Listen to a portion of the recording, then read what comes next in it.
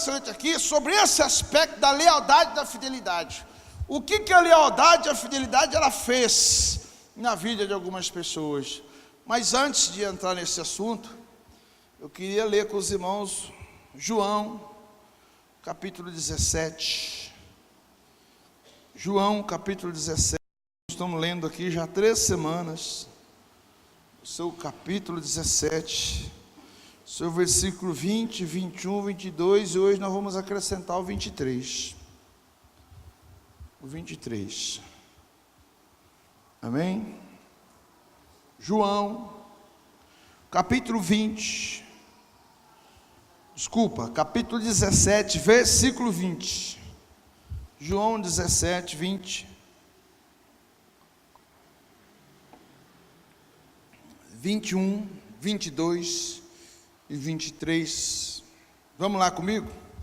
Jesus está na oração sobre as quais ele intercede diante de Deus, dizendo: eu não rogo somente por estes, mas também por aqueles que pela sua palavra hão de crer em mim, para que todos sejam um, como tu, ó Pai, o és em mim e eu em ti, que eles também sejam um em nós, para que o mundo creia que tu me enviastes. Eu lhes dei a glória que tu me destes, para que sejam um, como nós somos um.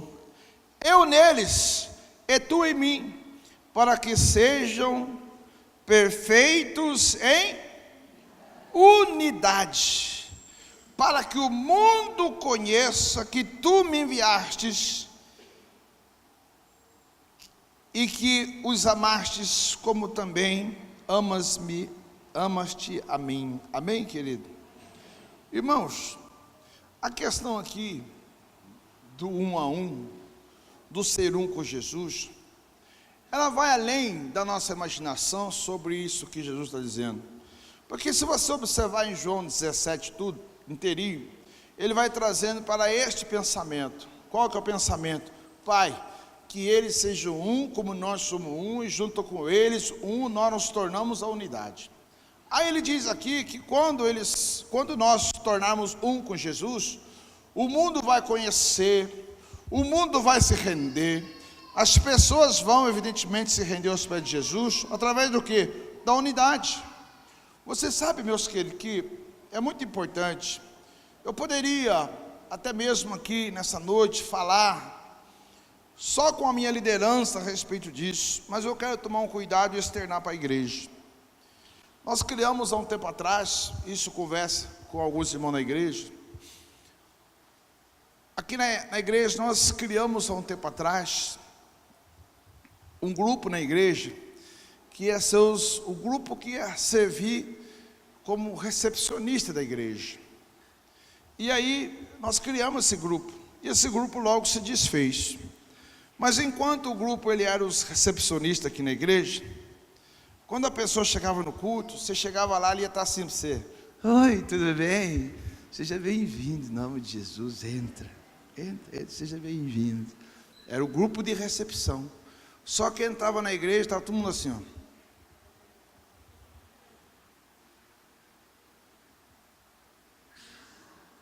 A pessoa pensava: por que isso? Porque a hora que entra, recebe boa-vinda, a hora que chega aqui dentro, as pessoas estão tudo de cara feia, tu passa por cima da gente, pisa no pé, e não pisa de macio não, faz assim, ó, no pé, e vai, é brincadeira. Aí, irmãos, a gente não consegue interpretar, por mais que peça, por mais que vá, a gente não consegue. Aí, o pastor está dizendo, aquele louvor que a gente coloca aqui no começo do culto, irmão, aquela aí para estimular, é para estimular, meu amado. Irmãos, se nós der boas-vindas para as pessoas, só naquele louvor ali, a hora que o Espírito Santo falar assim, ó, para com isso, eu vou parar com isso. Porque, irmãos, a gente faz coisas que a gente precisa, evidentemente,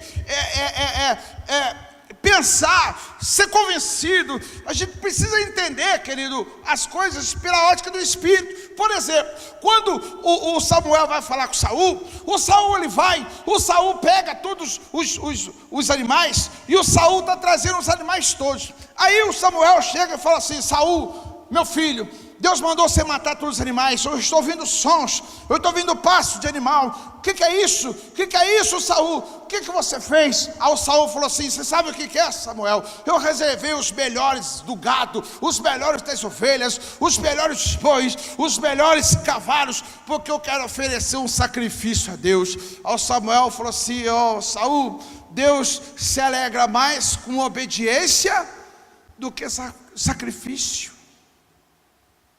O sacrifício, irmãos, o sacrifício, ele é bíblico, dependendo muito do ponto de vista.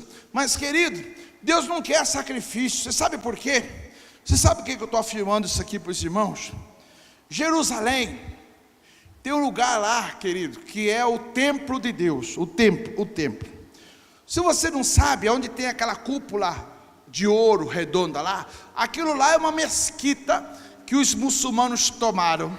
Do outro lado da mesquita tem o muro que os judeus chamam Muro das Lamentações, e que eles ficam orando o dia inteiro, colocando pedido entre as brechas do muro, pedindo para Deus dar para ele de volta o templo. Mas Jesus, você sabe por que Jesus foi morto? Porque Jesus falou assim: olha, eu vou derrubar o templo, vou construir em 3 dias. Você sabe por quê? Aquele templo físico deixou de existir. Hoje é o templo físico, mas o corpo humano, e nós seríamos então o templo destruído e refeito, seria o homem, a partir da morte e ressurreição de Jesus Cristo, ser templo do Espírito Santo. Amém ou não? Aí então, querido, o judeu, ele está lá pedindo para Deus: me dá o lugar. Sabe por quê, meu querido? Eu tive uma informação, quando eu estudava em Campinas, teologia, de que existe uma ovelha, aquelas ovelhas brancas, você sabe, carneirinho, que ela é uma ovelha que ela, de nascença já, ela nascia, e o pelo dela, a sua penugem não era branca, era cor de rosa. E aí essa ovelha se perdeu essa ovelha aí. Mas os cientistas, através, querido, ali do avanço da ciência, e DNA, e não sei o que, eles conseguiram reproduzir uma ovelha que ela sai com a sua pele cor de rosa. Você sabe o que significa isso? Era o último item que faltava para o judeu fazer o sacrifício de novo, porque eles insistem em fazer o sacrifício de novo. Eu sou franco a dizer para os irmãos: não tem como tomar aquele lugar, querido, que está na mão dos muçulmanos. Não tem como. Eu conheci um muçulmano em São Paulo uma vez, e ele começou a falar comigo, e eu comecei a falar da história de Israel. Ele se interessou em ser meu amigo. Aí eu perdi a amizade com ele o dia que eu falei para ele. Eu falei: escuta, eu tenho uma informação que o judeu vai tomar a mesquita de Jerusalém e vai fazer o templo de Deus de novo lá. Irmãos, ele quase me bateu dentro do estabelecimento dele. Ele falou assim: de jeito nenhum, eu volto para lá, eu me alisto de novo, me torno um guerreiro de novo, vou para o exército. Não tem como, é impossível isso. Você sabe por que eu estou falando isso aqui para você, meu querido? Porque o judeu, ele não consegue mais fazer o sacrifício. Por isso que Deus, ele está falando no nível de obediência. Então não tem como mais falar de sacrifício. A questão é obediência. Agora, obediência, querido, do ponto de vista que nós estamos falando aqui, de lealdade, nos arremete sempre para que a gente, diante do Senhor Jesus Cristo, forma um com o Senhor. Por isso que eu sei aqui, que tem uns espertinhos aqui, que são pessoas que gostam de ler, e que evidentemente já seguiu com a história, né? Seguiu com a história. Por isso eu queria ler com os irmãos o texto de novo, que está lá em 1 Samuel, é 1 Samuel mesmo, 1 Reis, deixa eu ver. É 1 Reis, querido, está errado aqui, viu? 1 Reis 17.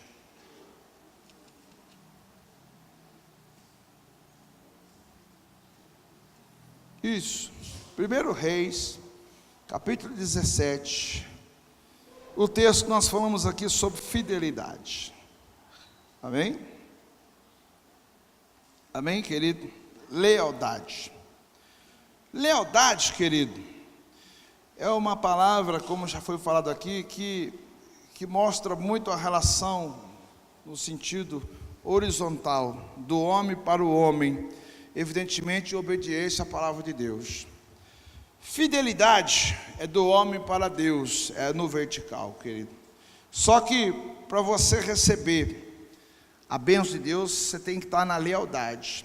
E aí nós temos aqui, a partir do texto, capítulo 17, versículo 8, o texto que nós falamos aqui, e eu só vou falar um pouco aqui, não vamos ler aqui, que está aí em 1 Reis, capítulo 17, versículo 8 até o versículo 16, que fala o seguinte, que conta a história aqui do grande profeta Elias. Amém ou não?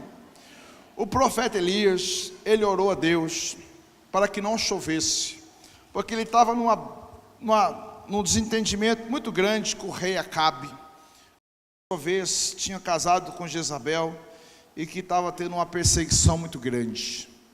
O profeta Elias orou para não chover, e diz a Bíblia que ficou 3 anos e 6 meses sem chover numa região desértica. Você imagine qual foi o caos.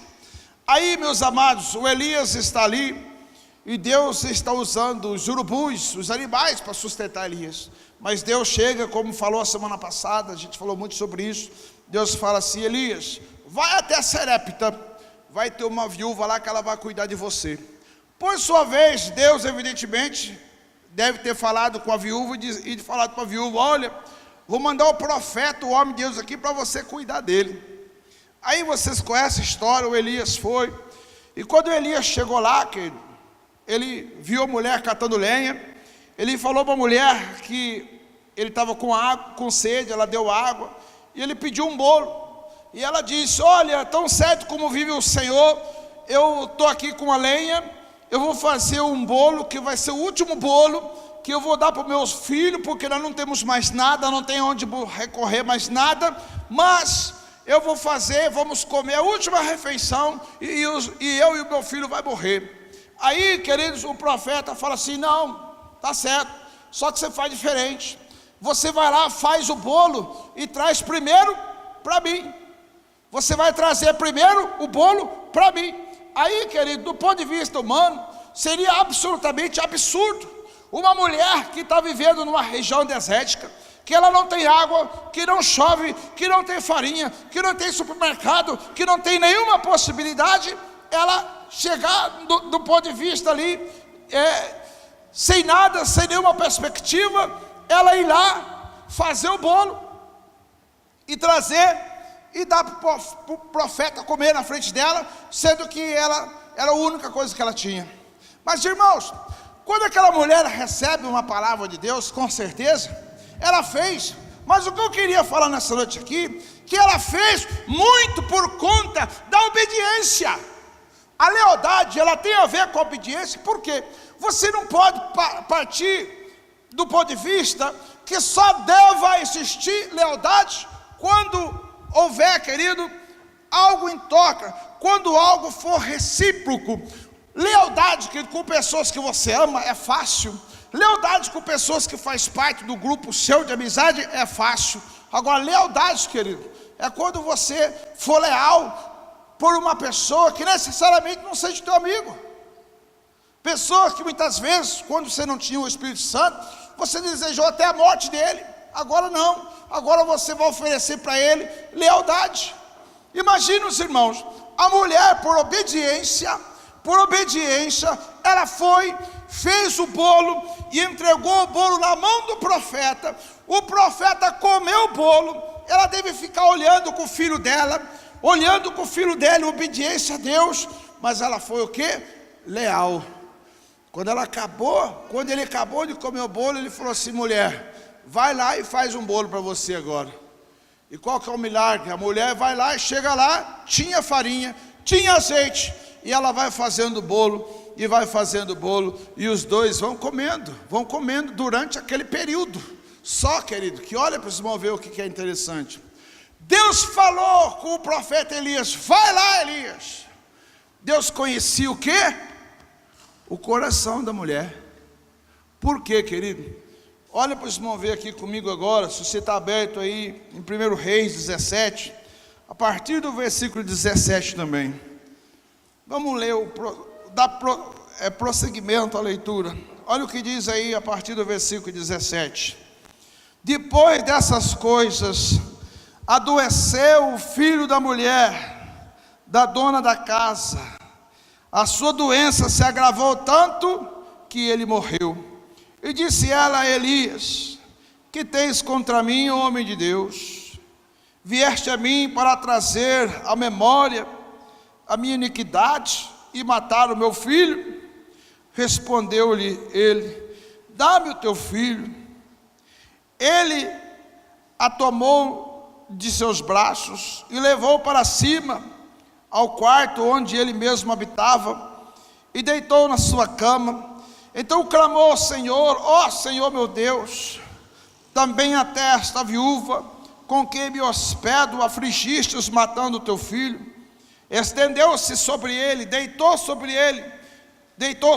o menino 3 vezes e clamou ao Senhor: ó Senhor meu Deus, rogo-te que a alma desse menino torne a entrar nele.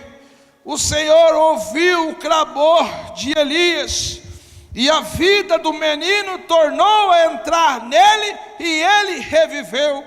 Elias tomou o menino e trouxe-o do quarto à casa, e entregou a sua mãe, dizendo: vês aí, o teu filho vive. Então a mulher disse a Elias: agora sei que tu és o homem de Deus, e que a palavra do Senhor na tua boca, ela é verdade, ela é verdadeira. Amém ou não? Amém. Meu querido, deixa eu falar uma coisa para você.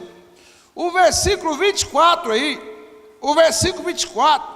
ele é claro na sua parte B, e que a mulher, ela foi fiel a Elias, ela deu o último bolo para Elias, ela cuidou de Elias, mas ela não tinha absolutamente, querido, sabe o que ela não tinha? Ela não tinha ainda caído a ficha, ela não tinha sido convencida ainda que aquilo que ela estava fazendo, por obediência, ser leal àquele homem de Deus, que aquilo ali tinha um propósito. Ela não sabia, meus amados, que a sua lealdade, em obediência à palavra de Deus, a um profeta, ao ponto de dar a sua última refeição para ele, poderia, que ele sabe fazer o quê? Trazer um benefício desse para ela. Agora olha aqui para mim, por favor. Deus não sabia disso? Deus não sabia disso? Deus não sabia que aquele menino ia morrer? Deus não sabia que aquele menino ia morrer? Se não tivesse o profeta ali, aquele menino ia morrer, querido. Agora, irmãos, vamos olhar um pouco a complexidade. Uma mulher viúva era nada, sem filho homem era menos nada. Uma mulher viúva sem um filho homem estava condenada ao desprezo, à miséria, à rejeição pelo resto da sua vida. Deus olhou para o coração daquela mulher, e o que é que Deus falou? Eu tenho um caminho para ela. Qual é o caminho que eu tenho para ela? Eu vou mandar o meu profeta lá para ela cuidar dele. Mandou o profeta lá. Quando Elias chega, aquela mulher deve ter pensado: se não bastasse isso, eu não tenho onde comer. E eu acredito que ela nem sabia que ele era o responsável por tudo. Eu acredito que aquela mulher nem sabia que ele era o camarada responsável por ter orado e não ter chovido na terra. Ela nem sabia disso. Eu acho que essa informação ela não tinha. Essa informação a viúva de Sarepta talvez ela não tinha. Mas sabe o que eu quero afirmar para vocês hoje? Deus mandou o profeta Elias dar. Porque, meu amado, a cura do filho, ou melhor dizendo, não foi curado, ele foi ressuscitado. A ressurreição do filho dela dependia do quê? Só dela. Só dela. Irmãos, ela tinha a opção de falar para o profeta: ó, aqui, eu não vou dar o bolo para você não, eu tenho meu filho para criar. você é um homem barbado, vai trabalhar e vai conseguir suas coisas. Por quê? Porque eu não tenho nem para mim, eu vou dar para meu filho agora, nós dois vamos comer e vamos morrer, porque nós estamos necessitados. Vou tratar de você agora? Não. Ela poderia, mas por que ela não fez isso? Porque a obediência anda junto com a lealdade. Irmãos, ela não foi fiel a Deus, ela foi leal ao homem. Irmãos, a viúva de Sarepta, ela não foi fiel a Deus, ela obedeceu a Deus, mas ela agiu em lealdade ao profeta. Aí o que ela faz? Ela trata do profeta. Aí chega lá um dia, o filho dela pega lá uma doença, aí o filho morre. Aí o filho morto nos seus braços, ela chega até o profeta sem entender nada, mas tinha sido leal. Ela fala o seguinte: está aqui, você veio aqui para expor, homem de Deus, a minha iniquidade, para expor os meus pecados, pois agora o meu filho morreu. E aí, o que aconteceu? Acabou tudo, acabou tudo. Meu amado, olha aqui para mim, meu querido, por favor. Ela disse para o profeta: profeta, acabou tudo. Não, não acabou tudo não. Acho que trancaram por dentro, força um pouquinho aí. Isso. Olha aqui para mim, querido, por favor. Olha o que diz aqui. A mulher deveria estar pensando o seguinte: acabou tudo, morreu o meu filho agora. Mas aí é que eu quero que você raciocine comigo. A lealdade é uma semente. A lealdade é uma semente. Irmão, você acha que foi só a oração do profeta que ressuscitou o menino? Não foi. Não foi só a oração do profeta que ressuscitou o menino. Sabe o que ressuscitou o menino? Que aquela mulher, até mesmo sem entender nada, o que ela fez?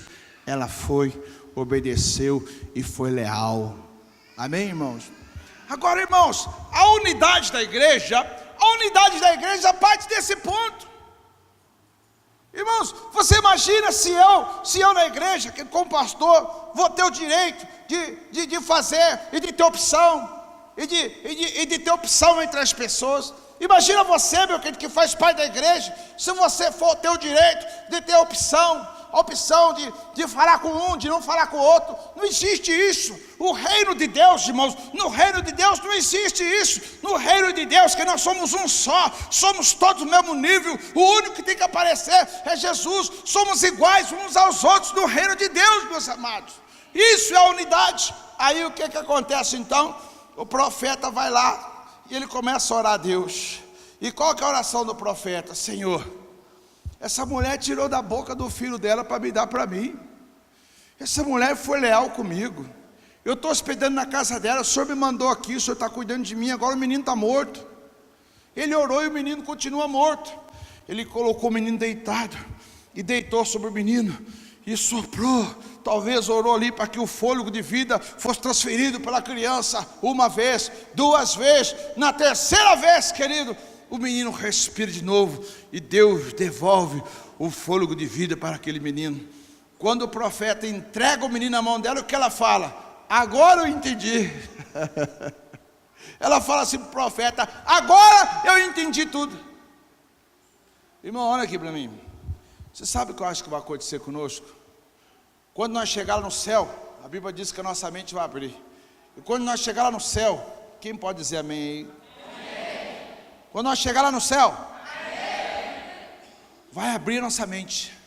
Aí sabe o que vai acontecer? Nós vamos falar igual essa mulher: ah, entendi tudo. Entendi tudo, eu entendi o plano de Deus, eu entendi porque eu fiz isso, eu entendi porque eu fui fiel, eu entendi porque eu fui leal, eu entendi porque eu fiz, eu entendi tudo, eu entendi agora, eu entendi tudo. Amém, amado? Glória a Deus. Glória a Deus. Irmãos, aquela mulher fala: agora eu entendi, profeta, agora eu entendi que você é homem de Deus e que a tua palavra, ela é o quê? Ela é verdadeira. Louvado seja Deus. Então, meu amado, a lealdade não é algo, querido, que a gente está ensinando aqui na igreja, que ela seja algo vazio. Irmão, a lealdade é uma semente. É uma semente na tua vida. uma semente na tua vida que você tem que aprender a plantar a lealdade. Por quê? A lealdade atrai a fidelidade é a igualdade, a unidade, irmãos. Irmãos, eu preguei aqui nessas semanas aqui, e eu falei aqui sobre um outro texto, muito a esse respeito. Eu queria pedir para os irmãos ir lá comigo no texto de Ruth. Ruth, está depois de Juízes aí, é um livro pequeno, tem 4 capítulos. Ruth. Eu quero que os irmãos vão comigo aí. Capítulo 4, versículo 13. Ruth, capítulo 4, versículo 13. A seguir. Amém ou não? Ruth, capítulo 4, versículo 13, diz assim: assim Boaz casou-se com Ruth, e ela se tornou sua mulher. Então ele teve relação sexual com ela, ela era sua esposa, evidentemente, e o Senhor lhe concedeu que concebesse e tivesse um filho. As mulheres disseram a Noemi: bendito seja o Senhor, que não te deixou hoje sem resgatador, e seja famoso em Israel o nome dele. Ele será restaurador da tua vida e consolador da tua velhice, pois a tua nora, que te ama, que é melhor do que 7 filhos deu à luz. Então Noemi pegou o menino no colo e cuidou dele. As mulheres que moravam ali disseram a Noemi: nasceu um filho, e lhe chamaram Obed, que quer dizer servo. Este é o pai de Jessé, e que por sua vez é o pai de Davi. São essas gerações de Pérez. Pérez gerou Esrom, Esrom gerou Rão, Rão gerou Aminadab, não é Abinadab, é Aminadab. Aminadab gerou a Naasson, e Naasson gerou a Salmão, Salmão gerou a Boaz, que gerou Obed, que Obed gerou a Jessé, que Jessé gerou quem? A Davi. Irmãos, nós lemos aqui, falamos aqui, que a Ruth era nora de Noemi, e Noemi, primeiro morreu o esposo dela, aí depois morreu os 2 filhos dela, que eram casados com 2 moças. Aquelas 2 moças estavam seguindo Noemi, e Noemi não via razão, porque eram umas mulheres que eram de outro país. E Noemi foi lá no capítulo 1, que nós falamos aqui sobre lealdade, e Noemi falou assim: olha, vocês podem voltar para trás. Mas aí o que aconteceu, querido, com a Ruth? A Ruth falou aqui, nós falamos sobre lealdade, e a Ruth pegou e falou assim: não, aonde você morrer, eu morrerei, aonde você estiver, eu estarei, o seu Deus é meu Deus, e onde enterrar você vai me enterrar, e não fala mais nisso, eu vou seguir você. E nós falamos aqui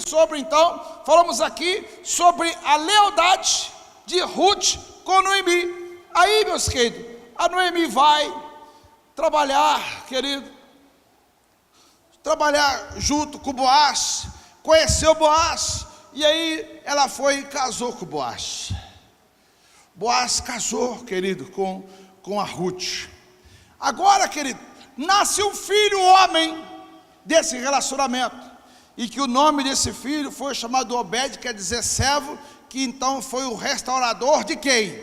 Da mãe e da avó. Porque eu vou repetir aqui: uma mulher sem descendente, sem marido e sem filho homem, ela estava praticamente condenada.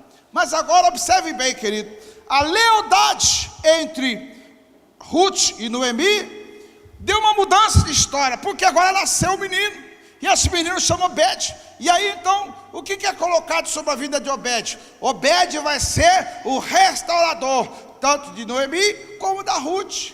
Agora, meus amados, vamos alongar a história um pouquinho.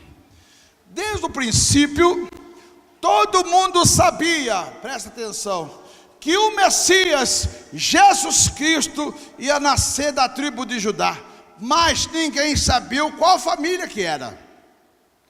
Ninguém sabia qual família que era, que ia nascer o tal do Messias, chamado Jesus Cristo, como nasceu.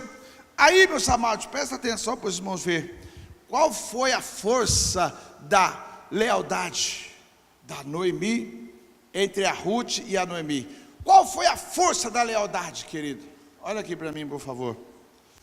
Você acha que Deus foi lá na casa do Jessé, viu aqueles homens tudo lá, tudo preparado para assumir o posto de rei, e Deus foi lá e escolheu aleatoriamente o Davi lá no pasto?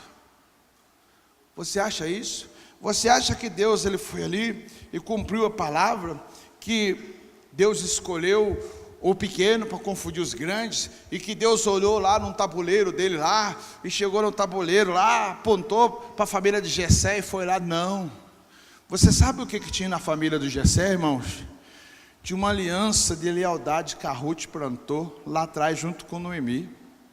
Deus ele vai até o Jessé. Deus fala para Samuel: Samuel, você vai na casa do Jessé e você vai ungir o homem ali rei.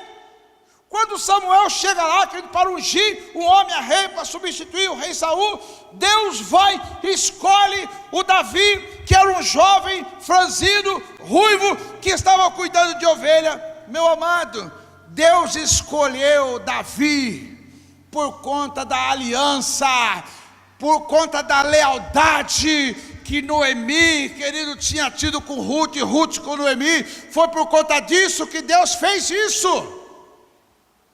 Meus amados, quem foi Davi? O maior conquistador de Israel. Davi adquiriu riquezas para a construção do templo, embora Deus não confiasse na mão dele. Quem foi Davi, querido? O maior guerreiro na Bíblia, na palavra de Deus, que foi transformado, mas que tinha como herança o quê? A fidelidade, a lealdade entre Ruth e Noemi. Irmãos, olha aqui para mim, por favor. Você precisa prestar atenção nisso. O que nós fazemos hoje, o que nós somos hoje, vai determinar onde nós vamos chegar. Queridos, o que você é hoje, o que você faz hoje, vai determinar onde você vai chegar. Você sabe, querido, que nessa noite, o título da mensagem que eu poderia estar falando aqui é o fruto que produz na vida de uma pessoa que é leal, que entende o que é, sabe o que?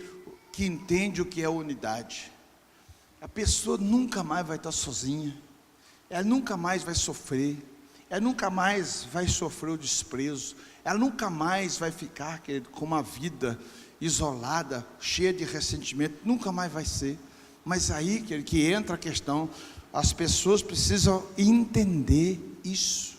Entender o que, pastor? Entender o que é lealdade. Porque a lealdade, ela não depende de circunstâncias. É um ato de obediência.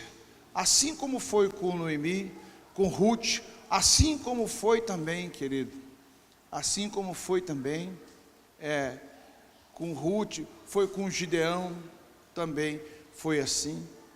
Foi assim que aconteceu com essas pessoas. Foram fiel e Deus fez, assim como foi com a viúva de Serepta.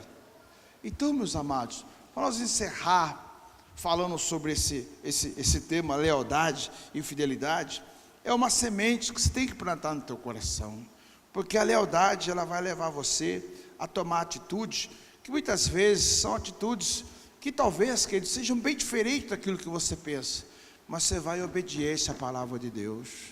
Ou seja, Davi foi o que foi, porque teve a lealdade. Agora, irmãos, quem é Davi? Davi, se você olhar lá na genealogia de Jesus em Mateus lá, Davi é um dos principais. Jesus nasceu da casa de Davi. A referência para o nascimento de Jesus era o Davi, mas que a referência para o Davi era quem? Foi a lealdade de Ruth em relação a Noemi. Então, meus amados, nós precisamos entender que a nossa lealdade hoje é uma semente que você está plantando na vida da sua família, na vida de todos que vão vir. Amém, queridos? Então, eu peço para os irmãos, você precisa se esforçar para você entender isso, para você praticar isso, para que juntos nós sejamos um com Jesus, em nome do Senhor. Amém, querido?